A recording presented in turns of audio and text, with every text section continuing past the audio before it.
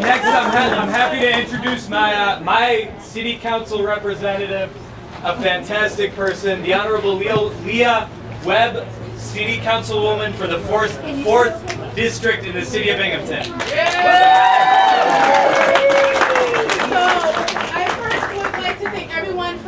Here. I just want to point out a couple of things. We all are entitled to our opinion, and we all are here to fight for the health of all of our community residents, but it's important that we have respectful discourse. And so I ask all of you who are here to please respect each other. We need to set an example for the children that are here, but more so everyone who's not here, to say that we can respect each other's opinion and respect each other's space. Can we all agree with that?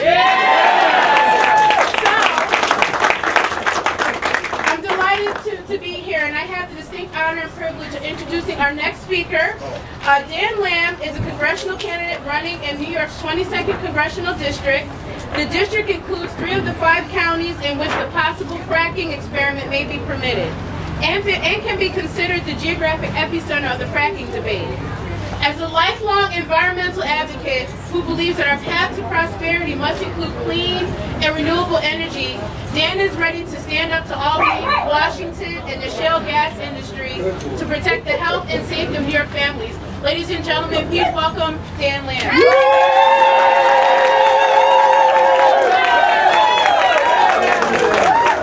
Good morning, everyone. It's great to be here.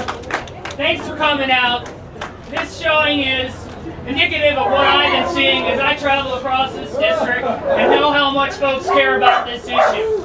And I think it's good that we have a gathering like this and show that this issue is something that we stand up for New York about.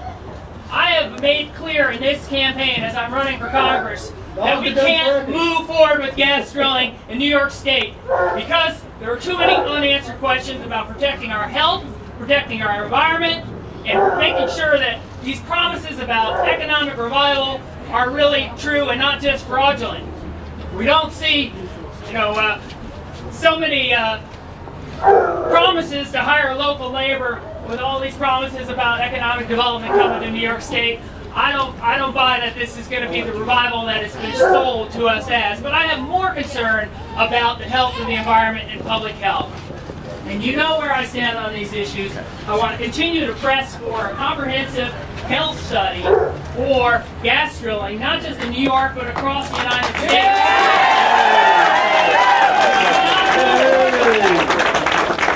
And you know where I stand on fixing these oil and gas loopholes that we have on our major environmental statutes. We've got to fix the Safe Drinking Water Act. We've got to fix the Clean Air Act. We've got to fix the Resource Recovery Act. And we've got to fix our liability acts. These things are critical, and we must continue the work that the EPA is doing. And I wonder if this presidential election goes the wrong way, that will even occur. What this area needs is somebody that's going to stand up and make sure that we have that work done. And I'm willing to do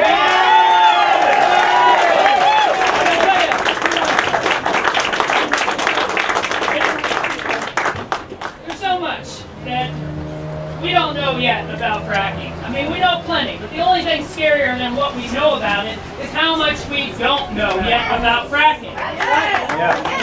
We know there's plenty of waste that's produced in fracking. If you're going to put several million gallons of water underground laced with chemicals, about a quarter of that comes back up.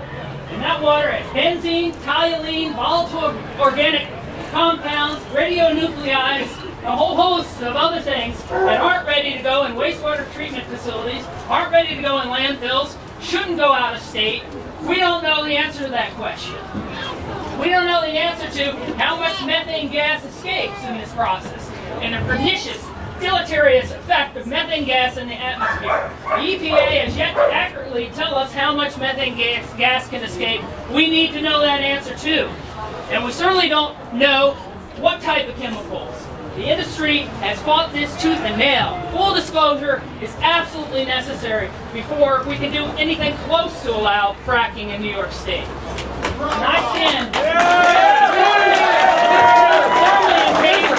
making sure we know this. The industry, we cannot depend on their goodwill on any of these issues. But here's what I do know. My opponent could care less about any of this stuff. My opponent likes things the way they are. In fact, he's got over $2 million invested in the oil and gas industry, some of the very companies that are going to come here. That's part of what this election is about.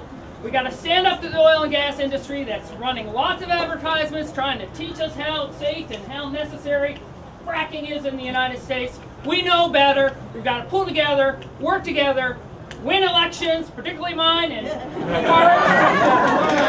I thank you all for coming out here today.